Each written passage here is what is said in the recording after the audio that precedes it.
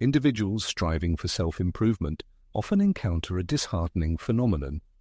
Every time they attempt to change their lives, an invisible force seems to inevitably pull them back to old, sometimes destructive patterns of behavior. The initial surge, filled with unwavering motivation and determination, gradually fades, and before they know it, they find themselves back at square one, exactly where they began their journey toward change. The most frustrating aspect of this struggle is its cyclical nature. It repeats itself again and again, creating a sense of hopelessness, as if the individual is trapped in an endless loop, inadvertently sabotaging their own progress and their pursuit of a better self. However, few dare to acknowledge or explain that this internal resistance is by no means a sign of weak character, lack of discipline, or absence of willpower. The true roots of this phenomenon lie deep within the hidden recesses of the human mind, in its unconscious layers. The eminent Swiss psychiatrist and founder of analytical psychology, Carl Gustav Jung, extensively studied this phenomenon and warned that until you make the unconscious conscious, it will direct your life and you will call it fate. But there is no need to despair, for a hopeful perspective exists. From this seemingly inescapable predicament, there is indeed a path to liberation. Have you ever felt that despite all your persistent attempts and sincere aspirations for transformation, something invisible and insurmountable invariably pulls you back to long-established patterns of behavior and habits? This feeling is akin to a mysterious, hidden force operating behind the scenes of your consciousness, methodically blocking every step on your path to desired progress and self-improvement. For countless individuals, such a situation doesn't just cause deep frustration. It becomes a source of genuine demoralization, undermining their self-belief and the possibility of change. They genuinely feel a burning desire to transform, exert immense effort, and display admirable persistence, yet something deep within them continues to stubbornly resist, preventing them from breaking the vicious cycle. Almost always, the cycle of self-sabotage unfolds according to a predictable scenario. Its genesis always lies in a deep sense of dissatisfaction. Whether this dissatisfaction concerns one's physical condition, productivity levels, interpersonal relationships, or any other facet of existence, it is this internal discomfort that catalyzes the drive for change, typically accompanied by a powerful surge of motivation. At this point, the individual realizes that the time is right for decisive action. They begin to develop detailed plans, formulate specific goals, and commit to implementing new, more constructive habits. For the first few days or even weeks, this stage seems exceptionally promising. The feeling of complete control over the situation significantly boosts self-confidence, creating the illusion that all aspects of life are finally achieving the desired order. However, after a certain period, a subtle yet significant shift occurs in this seemingly unwavering progress. Familiar daily actions begin to feel like an unbearable burden, and the efforts previously embraced with enthusiasm and anticipation of success gradually transform into an onerous chore. Gradually, minor deviations from the planned course begin to appear. It might be a skipped gym workout, an unjustified postponement of an important task, or a subtle return to behavioral patterns that seem to have been overcome. The individual's mind actively seeks out all sorts of excuses for their actions. Today was too difficult. It's just this once and it won't happen again. However, this deceptive "just this once" begins to repeat itself with alarming regularity. And so after a short time, often without full awareness of what's happening, the individual finds themselves right back at the same point from which they once started their journey. The real difficulty lies not merely in returning to old habits. It concerns the profound emotional toll that each such setback inflicts. With every failure, disappointment inevitably arises. Disappointment is followed by a crushing sense of guilt, and from guilt, deep despondency grows. A feeling of utter powerlessness completely overtakes the individual, leading them to believe that perhaps true change is simply unattainable. Someone who has experienced this knows well what it's like to be in a constant state of struggle. For years they found themselves trapped in an endless cycle of futile attempts to transform, They were always driven by high aspirations. They strived for greater discipline, productivity, and focus. The desire to create something truly significant, to fundamentally transform their existence, was strong, but despite all their efforts, something invariably pulled them back. The scenario invariably repeated itself. They felt deep dissatisfaction with themselves when looking in the mirror, and a resolute call echoed in their thoughts. Enough. From today, everything must change. And indeed, at first, everything went exactly that way. They woke at dawn, meticulously organized their daily routine, skillfully avoided all sorts of distractions, and strictly adhered to their developed plan. For several weeks, it seemed as though they had finally gained complete control over their own existence. But then, quite unexpectedly, they began to lose their momentum. One day they allowed themselves to go to bed a little later than usual. The next, they postponed an important task that required immediate attention. Social media, which they had once resolutely given up, subtly crept back into their daily life. Workouts, previously considered an integral part of their routine, were now regularly skipped. They tried to convince themselves that they were merely pausing their progress temporarily, taking a small break. Yet deep down, they knew the truth perfectly well. They were steadily sliding back into their old, undesirable habits. And when the realization that they were back at square one, where they had once started their journey, fully consumed them, deep disappointment washed over them. Tormenting questions plagued them. Why are they doing this? Why, even with clear knowledge of what needs to be done, are they unable to stick to the chosen course? The most burdensome aspect of this state was the feeling of complete powerlessness. They observed other people who successfully achieved their goals. These individuals seemed to possess unwavering willpower. They would start something and always see it through to completion. Meanwhile, their own path was marked by the cyclical repetition of past mistakes. Gradually, over time, their belief in their own ability to change began to steadily wane. They increasingly came to believe that perhaps they were simply undisciplined, or that they lacked the inherent qualities necessary for genuine, profound transformation in their life. This was the very moment when they decided to delve into the works of Carl Jung. When it became evident that change wasn't achieved solely through willpower, the idea emerged of an internal saboteur, something intangible yet possessing colossal power. In the process of exploring Jungian concepts, they discovered a hidden area of the psyche, a reservoir of repressed impulses, ingrained beliefs, and suppressed emotions operating outside the realm of conscious perception. At that moment, the overall picture began to clarify, gaining logical coherence. It became clear that the root of the problem was not a lack of motivation or discipline at all. The true obstacle constantly resided within them, manifesting as unconscious patterns that guided their actions without any conscious control. The human psyche, as is known, tends to resist change, even if these transformations are exclusively positive. Their own brains stubbornly kept them within established habits, as this mode of operation was the most familiar and predictable for it. Such inertia was not their personal fault or flaw. On the contrary, it was a fundamental psychological mechanism, automatically programmed to keep the individual within their familiar and safe comfort zone.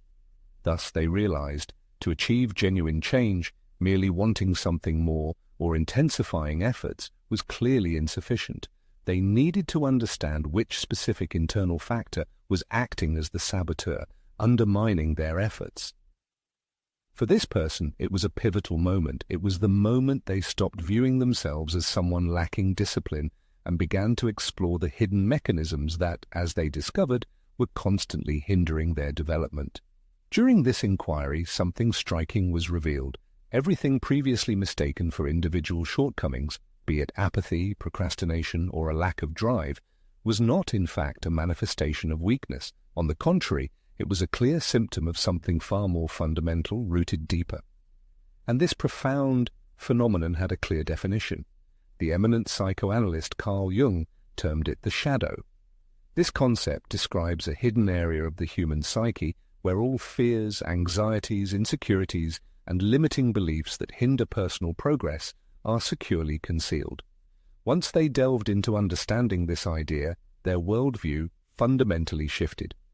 It became clear that their own self-sabotage was not merely a random occurrence. It possessed an internal logic and a specific reason for its emergence. However, before outlining the principles of how this mechanism operates, it's crucial to grasp one key premise. Overcoming the tendency towards self-sabotage does not at all imply completely eradicating the internal resistance that may arise. The essence is not to eliminate this resistance entirely, but to master the skills of effectively managing it. And certainly, once an individual understands how their own shadow operates, they will inevitably realize that they possess significantly more power over their destiny than they could have ever imagined. The phenomenon of the shadow, according to psychological concepts, forms throughout a person's life. From a very young age, individuals learn unwritten rules about what is considered socially acceptable and what, conversely, should be hidden or suppressed. For instance, when a child expresses strong emotions, whether anger or deep disappointment, adults, primarily parents, may convey to them that such displays of feelings are unacceptable. Similarly, if a young person behaves overly spontaneously in a formal or strict setting, they might be subjected to criticism or reprimand. Gradually, through such interactions, children come to understand that certain facets of their personality or behavioral patterns are not approved by society. However, these aspects do not vanish without a trace. Instead, they are pushed into the depths of the unconscious, forming the very shadow. It's important to note that the shadow is not exclusively a repository for negative or undesirable personality traits. On the contrary, many of the qualities that a person suppresses within themselves due to external influences can actually represent powerful internal resources and driving forces. However, because individuals were taught from an early age to hide these aspects, they cannot manifest directly and therefore find roundabout, indirect ways to express themselves. One of the most common and destructive manifestations of the shadow is the phenomenon of self-sabotage. Whenever a person attempts personal change, strives for growth, or tries to break free from familiar patterns of behavior and thinking, they inevitably encounter the influence of the shadow. It contains the entire complex of fears, deeply ingrained insecurities and limiting beliefs that were instilled and programmed into their consciousness throughout their life. For example, if someone was raised in an environment where they were constantly fed the idea of their own inadequacy, the shadow will strive to ensure this belief is consistently reinforced, undermining self-belief.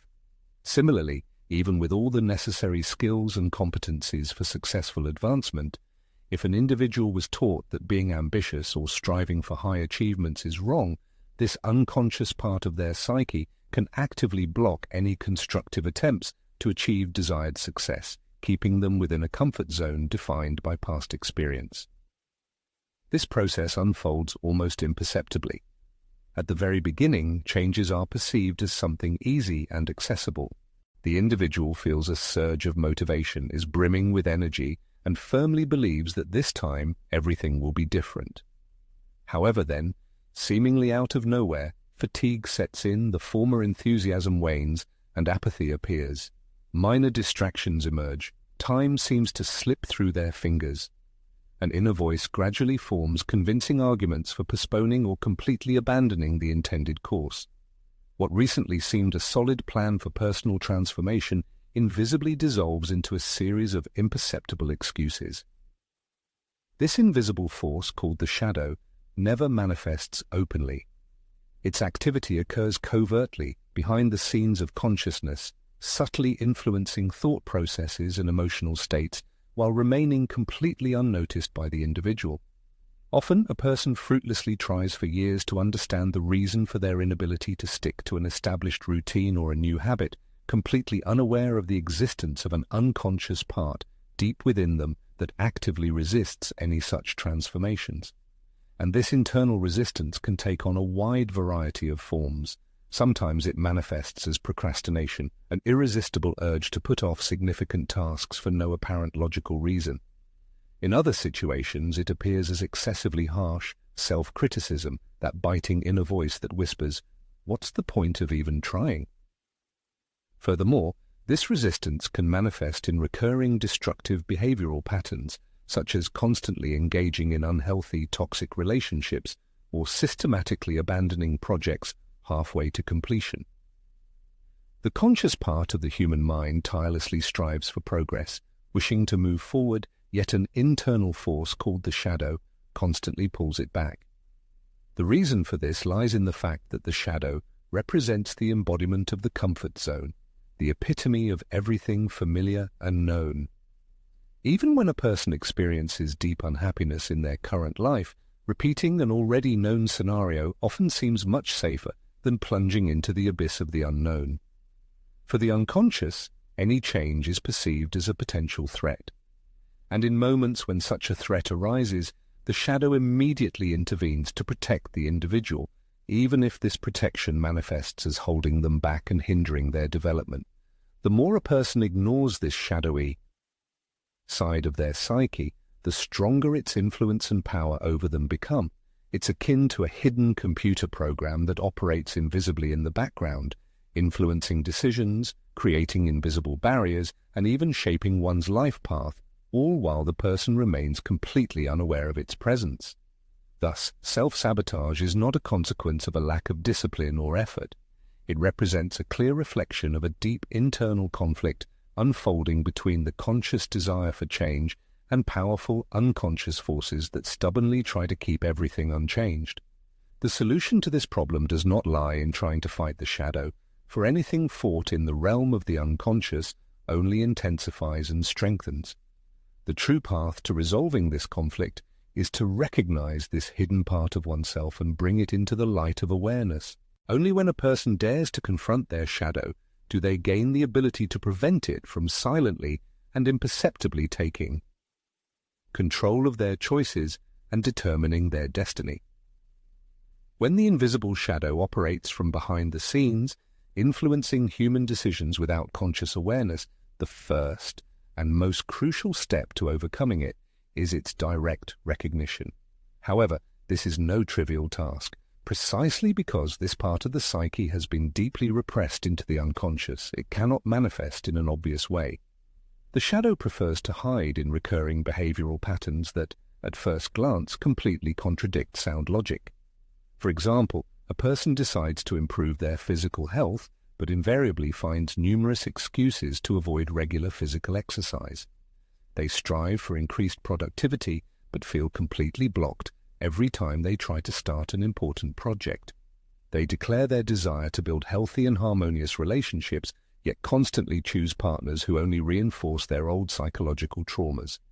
None of the above happens by chance. The unconscious part of the psyche actively constructs complex defense mechanisms to keep the shadow outside the field of consciousness. The problem is that such protection comes at a very high cost. The individual remains trapped in self-destructive cycles that systematically sabotage their personal growth and development. According to Carl Gustav Jung's views, bringing the shadow into consciousness requires deep self-observation. This means carefully noticing when the same problems arise repeatedly and questioning their true origin. However, he was not the only one to explore this profound concept. The eminent Danish philosopher Søren Kierkegaard, whose name is rightly considered foundational in the development of existentialism, discussed a similar phenomenon which he called unconscious despair. In his conviction, a significant portion of humanity lives in a state of deep self-deception, avoiding confrontation with the truth about their own personality, for such a confrontation could prove excessively painful. Kierkegaard insisted that true liberation is achieved only when an individual fully recognizes all the invisible chains that bind them. And here lies a key aspect. Discovering this so-called shadow requires considerable courage, for it is highly unpleasant to admit that some of one's destructive behavioral patterns are not simply due to a lack of motivation, but are rooted in much deeper layers of the psyche. To see this shadow means daring to face the fears, disappointments, and beliefs that have been stored in the subconscious for years. This is not limited to merely reflecting on past events. It also implies carefully observing how certain behavioral patterns continue to manifest in the present moment. One effective way to do this is to pay close attention to moments of intense emotional response. Whenever something triggers a disproportionately strong feeling of discomfort, it often indicates that a suppressed part of the personality is striving to emerge. Another approach involves carefully observing one's own projections, especially when a person displays harsh judgment or criticism towards others. Often, what causes the strongest irritation in someone else is actually a mirror reflection of aspects that have been rejected or suppressed within one's own self. For example, if someone is irritated by people who display confidence, it might indicate that deep down they have internalized the belief that showing confidence is unacceptable. Similarly, if an individual feels envy towards someone who isn't afraid to take risks, it might point to their unconscious fear of taking risks themselves.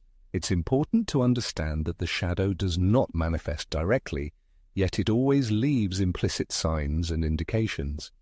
Recognizing these manifestations is not an act of self-flagellation or self-abasement.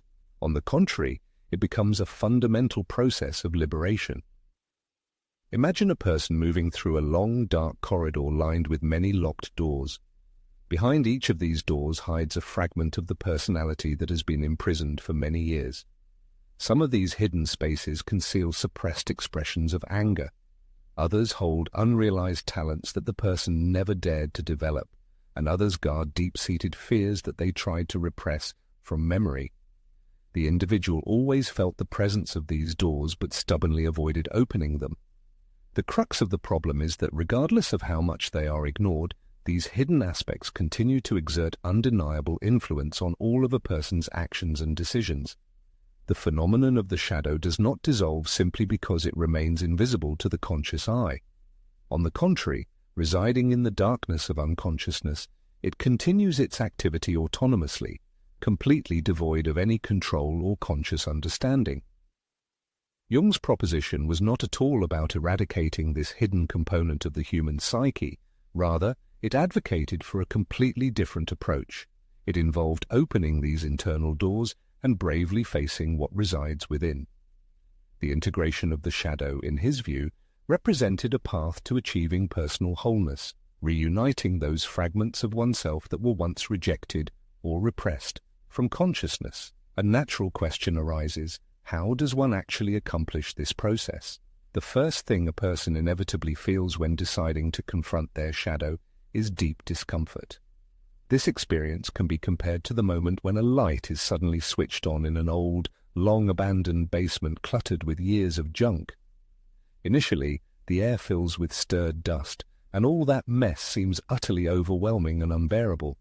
However, over time, one's vision adapts, and eyes gradually adjust to the new revealed sight. Jung called this transformative process making the unconscious conscious. And this definition implies not just intellectual knowledge of the shadow's existence, but something far deeper. It means learning to engage in dialogue with it, to enter into meaningful interaction. One of the most effective ways to engage in such interaction is through reflective writing. Instead of avoiding unpleasant or uncomfortable thoughts, one is encouraged to write them down, as if having a sincere conversation with their own mind. It's important to ask oneself, what exactly am I trying to avoid? Why does this situation or thought cause me such strong discomfort?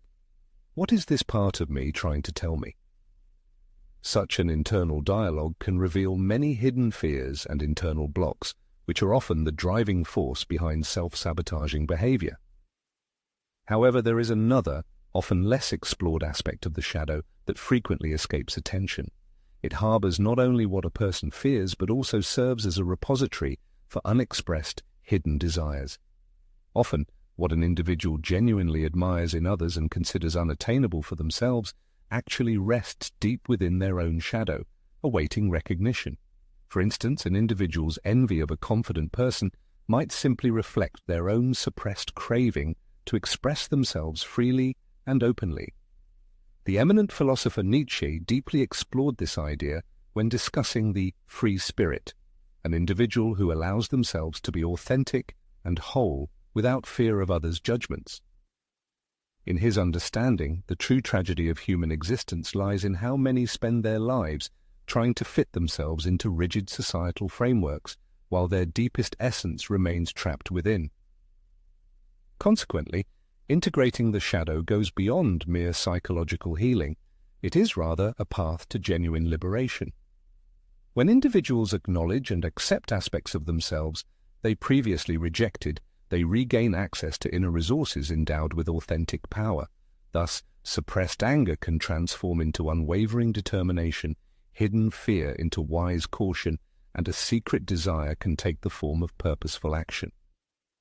Ultimately, opening the gates of one's own consciousness and delving into the depths of the inner world represents a truly courageous act, an act of remarkable bravery.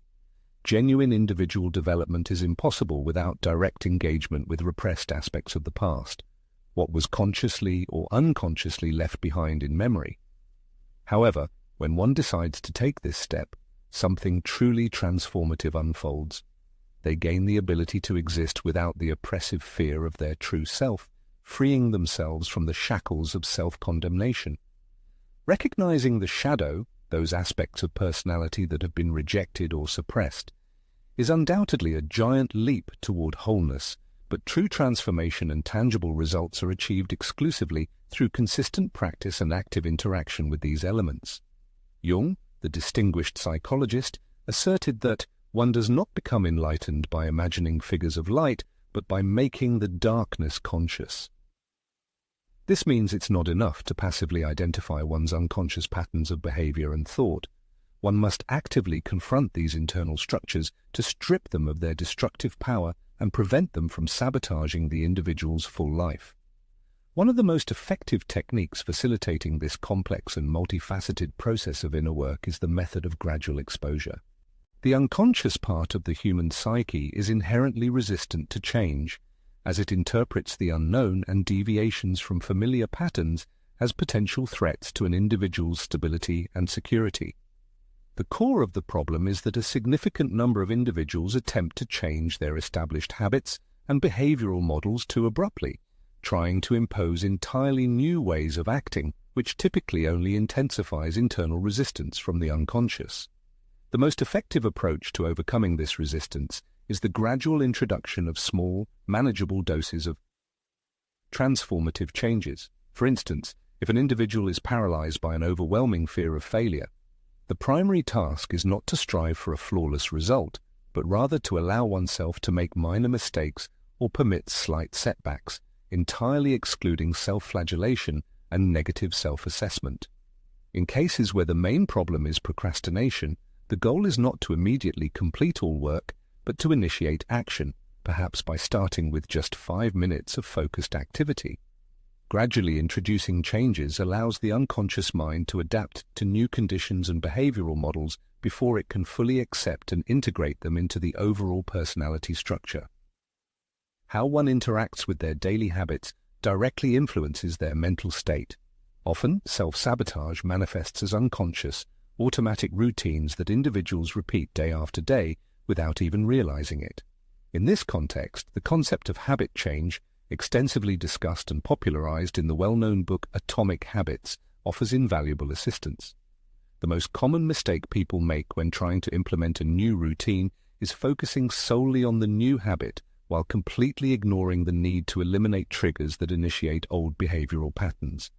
For example, if someone aims to reduce time spent on social media, simply promising to use their phone less often typically doesn't yield the desired result. A much more effective approach is to change the environment, such as deleting apps from the device or moving the phone to another room, out of reach. The great thinker Jung also held the view that the unconscious responds keenly to symbolic actions. Thus, when an individual transforms their external environment, they are essentially sending a powerful message of internal transformation to their deep, subconscious world. Another fundamental method with profound psychological significance is behavioral activation. This principle is built on the fundamental idea that action precedes motivation. Often people tend to delay starting actions, waiting until they feel completely ready or inspired. However, the truth is that the human mind begins to adapt to and accept a new identity only after the physical body has already begun to act in accordance with that new role. Jung, in turn, asserted that the unconscious reveals itself and fully manifests precisely through direct, immediate experience, rather than exclusively through rational or logical thinking. Therefore, instead of tediously waiting for a surge of energy or a burst of motivation to implement desired changes, one should simply take the first step, no matter how insignificant it may seem. To start a new project, one simply needs to open the relevant document and write down any thought.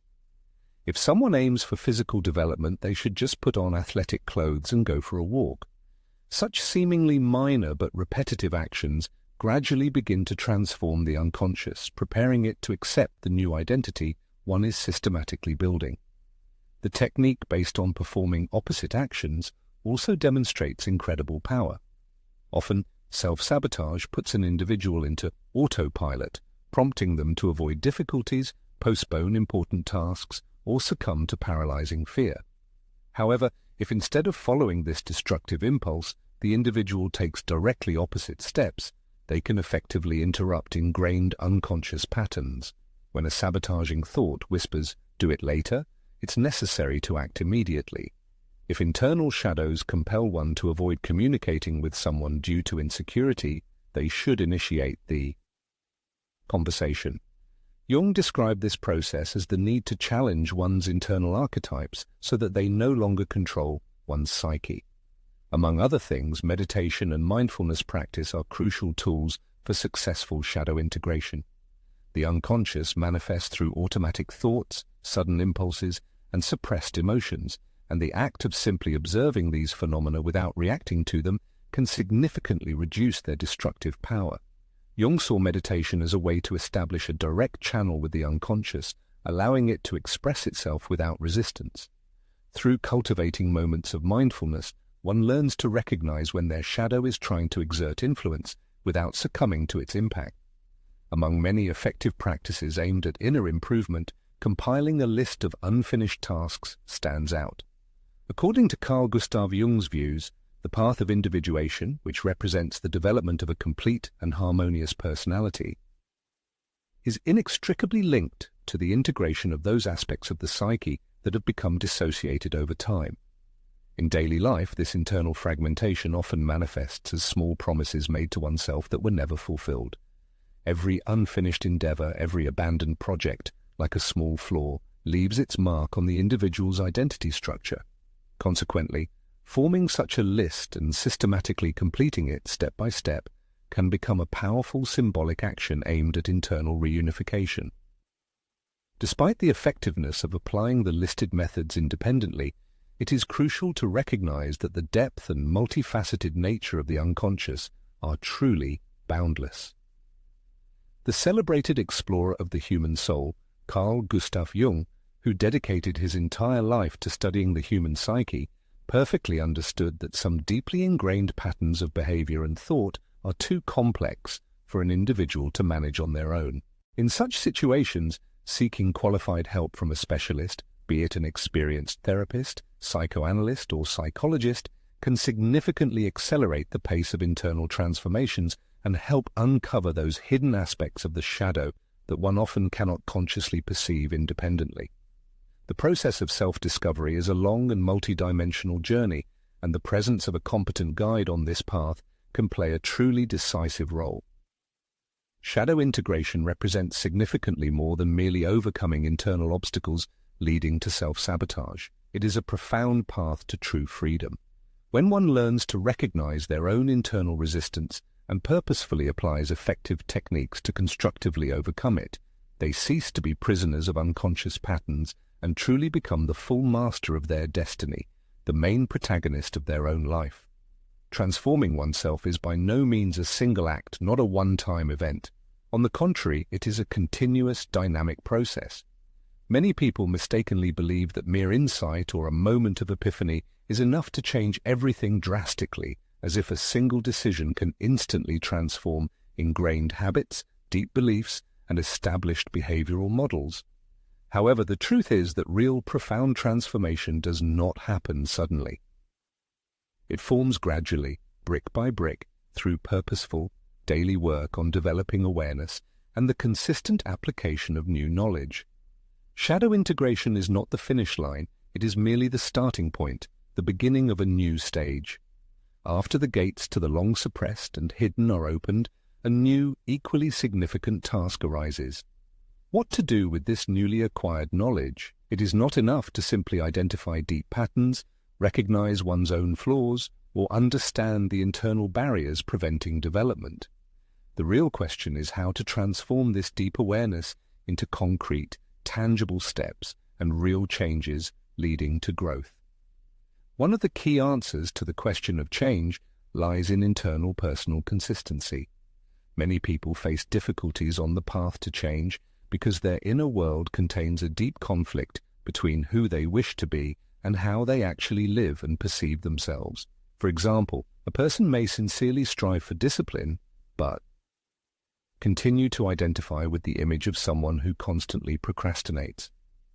Or someone may crave success, but at the same time subconsciously carry beliefs that associate this achievement with something potentially negative. The mind cannot accept and integrate new behavioral models if the individual's core personality is still firmly attached to their past self-perceptions. This is why the first and most important step toward truly sustainable transformation lies in rebuilding identity from the inside out, rather than simply trying to impose new habits or external actions. The main task is to start perceiving oneself as someone who already lives in accordance with desired habits and qualities. For instance, an individual aiming to become more productive should stop thinking in terms of "I am lazy and I need to change," and instead begin to act and think like the disciplined person they intend to become. This approach involves a deep shift in self-perception. This principle finds broad support not only among many modern philosophers and psychologists, but also has deep roots in ancient teachings. Aristotle, the distinguished thinker of antiquity, asserted, "We are what we repeatedly do." For him, excellence was not an innate gift or talent, but rather a habit that is purposefully cultivated day by day. In other words, a person's identity is not fixed and unchangeable. It is actively formed and constantly reshaped through repetitive actions carried out over a long period. Genuine metamorphoses often originate in the subtle details of everyday life. At that decisive moment when an individual makes a conscious decision to act in an unaccustomed way, even if an inner voice persistently calls for a return to established behavioral patterns, each such choice serves as a powerful catalyst, forming a new facet of their personality. Any victory over oneself, no matter how modest or insignificant it may seem at first glance, steadily strengthens the self-identification of who one strives to become. However, one fundamentally important feature should be noted. True deep transformation requires exceptional patience. Many people tend to abandon their chosen path because they mistakenly expect rapid, radical transformations, completely unaware that this process is exclusively incremental. Integrating the so-called shadow of the personality, fundamentally changing ingrained behavioral models, and consistently building a new identity, all these stages inevitably require significant time. The most common mistake that lies in wait on the path of personal change is the belief that the slightest failure or misstep on this path means a complete return to the starting point. On the contrary, failure is an integral element of the process of growth and development. It is important to understand that no path of change is linear. It is replete with ups and downs, moments of deep doubt, and inevitable mistakes. What fundamentally distinguishes those who truly transform from those who are doomed to remain in a vicious cycle of repeating patterns is not the complete absence of errors, but the unwavering ability to continue moving forward despite all obstacles and temporary setbacks. Ultimately, deep self-knowledge ceases to be merely a philosophical luxury or an academic pursuit. It transforms into an urgent necessity for everyone who sincerely desires to live an authentic life, free from the shackles of self-sabotage and internal contradictions. True transformation occurs not when one strives to completely eradicate their flaws and weaknesses, but when they learn to skillfully integrate them into their personality, use them as a resource for development, and ultimately grow through the experience gained. Self-sabotage represents a closed loop that keeps many people trapped in destructive behavioral patterns, often without their conscious awareness. People often spend their lives trying to achieve change solely through willpower. However, the true obstacle underlying these difficulties is rooted deep within the individual, in those unconscious forces that shape their actions and reactions. Carl Jung, a brilliant thinker, convincingly showed that aspects of the human psyche that remain unrecognized continue to dominate the individual. Only when one becomes aware of their own internal resistance and dares to face their shadow do they gain the opportunity to regain control over the course of their own life. If the reader has reached this point, it already signifies a significant step taken on the path to self-awareness. A deep understanding of one's own shadow, precise identification of self-sabotaging behavioral patterns, and the consistent application of practical exercises aimed at reprogramming mental attitudes can radically change an individual's approach to life challenges and the process of adapting to change. Such actions not only contribute to improving discipline and increasing focus, they grant a genuine sense of inner freedom. This happens because the individual stops the exhausting struggle with themselves and begins to consciously use their own psyche for their benefit. Genuine, profound changes in a person's life begin to occur only when they move from reflection to active steps. Any technique or method, no matter how perfect, designed to achieve specific goals remains ineffective and useless until it is applied in practice and integrated into daily reality. Therefore, it is strongly recommended to choose one of the suggested exercises or recommended actions and immediately begin its implementation today. This first, decisive step can be completely insignificant. Perhaps it will be a small adjustment in the usual daily routine, a change in the environment designed to stimulate new ideas, or the formation of a new conscious habit that one purposefully decides to incorporate into their lifestyle. The key and most important condition for initiating the transformation process is precisely the beginning, the very act of taking the first step.